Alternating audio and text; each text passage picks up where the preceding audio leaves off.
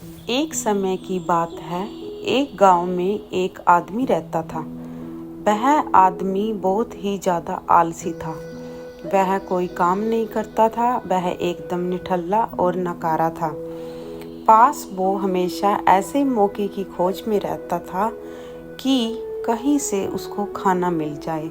तो एक दिन जब वो आदमी खाने के लिए भटक रहा था, तभी उसे एक फ्रूट का बगीचा दिखता है। वह उस बगीचे से फ्रूट्स चुराने के बारे में सोचता है। तभी वो बगीचे के अंदर जाता है और एक पेड़ पर चढ़ जाता है। लेकिन तभी अचानक वहाँ पर उस बगीचे का मालिक आ जाता है और वह उस आदमी को पेड़ से पर चढ़ता हुआ देख लेता है। वह उस आदमी को चिल्लाते हुए नीचे आने को कहता है, लेकिन यह आलसी आदमी बगीचे के मालिक को देखकर डर जाता है और नीचे आने से मना कर देता है। तभी उस बगीचे का मालिक अंदर जाकर बड़ा सा डंडा लेकर आता है।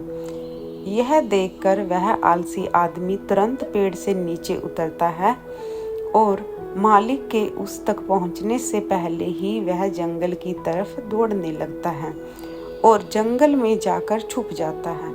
कुछ समय बीतने के बाद वह आलसी आदमी वहां से निकलता है और जंगल के रास्ते से जब गांव की तरफ जा रहा था, तभी उसे एक लोमड़ी दिखती है जिसके सिर्फ 2 ही पैर थे और उसके 2 पैर टूटे हुए थे और वह जंगल में रेंगती हुई चल रही थी। यह देखने के बाद वह आलसी आदमी सोचता है कि यह लोमड़ी अब तक इस घने जंगल में जिंदा कैसी है।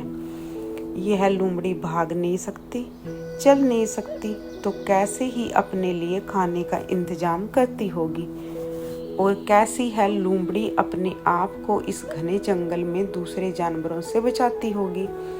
वह आलसी आदमी अभी यह सोच ही रहा था कि तभी अचानक से वहां पर शेर आ जाता है जिसके मुंह में गोश्त का एक टुकड़ा था और वह शेर से अपाहिज लोमड़ी की तरफ बढ़ रहा था। शेर को देखकर दूसरे सारे जानवर वहां से भाग जाते हैं और अब वहां सिर्फ वह अपाहिज लोमड़ी रह जाती है और वह आलसी आदमी भी अपनी जान बचाने के लिए एक पेड़ पर चढ़ जाता है और फिर जो होता है उसे देखकर वह आलसी आदमी हैरान हो जाता है। वह शेर उसे गोश्त के टुकड़े को उस लोमड़ी के सामने छोड़ देता है और वहां से चला जाता है। अब वह लोमड़ी उस गोश्त के टुकड़े को खाने लग जाती है। आलसी आदमी यह देखकर हैरान हो जाता है और ऊपर वाले का प्लान देखकर वह मन ही मन खुश भी हो जाता है और तभी वह सोचता है कि ईश्वर के पास सबके लिए कोई ना कोई प्लान होता ही है और अगर ईश्वर के पास उस लोमड़ी के लिए प्लान है तो जरूर मेरे लिए भी उसके पास कोई ना कोई प्लान जरूर होगा।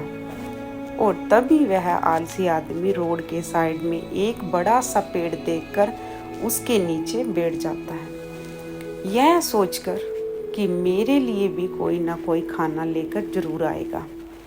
वह आदमी 2 दिन तक उसी जगह पर बैठकर इंतजार करता है, लेकिन कोई भी उसके लिए खाना लेकर नहीं आता।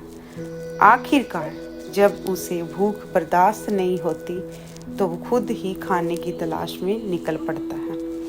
वह रास्ते से जा ही रहा था कि तभी उसे रास्ते में एक बुजुर्ग आदमी मिलते हैं। वह आलसी आदमी उन बुजुर्ग से कहता है कि मुझे भूख लगी है, आपके पास कुछ खाने के लिए है तो मुझे दे दो।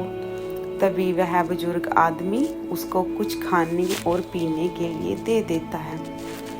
खाना खाने के बाद वह आलसी आदमी उन बुजुर्ग से कहता है कि मैं 2 दिन से देखा है, आप उस पर विश्वास नहीं करेंगे।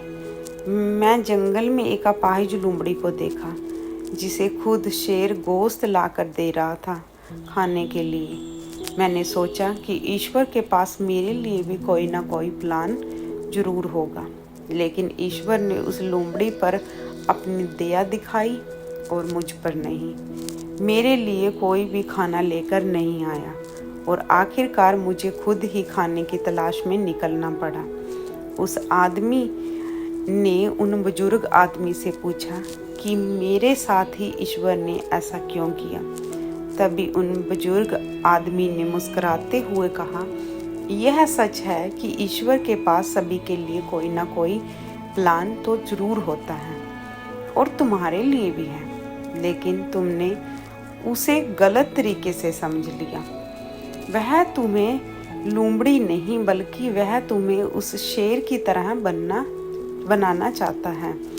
दोस्तों, इस कहानी से हमें यह सीख मिलती है कि अगर हमारी लाइफ को ध्यान से देखें तो हमें यह पता चलेगा कि ज़िंदगी सबसे भरी पड़ी है और हर एक मोमेंट का एक डीप मीनिंग होता है।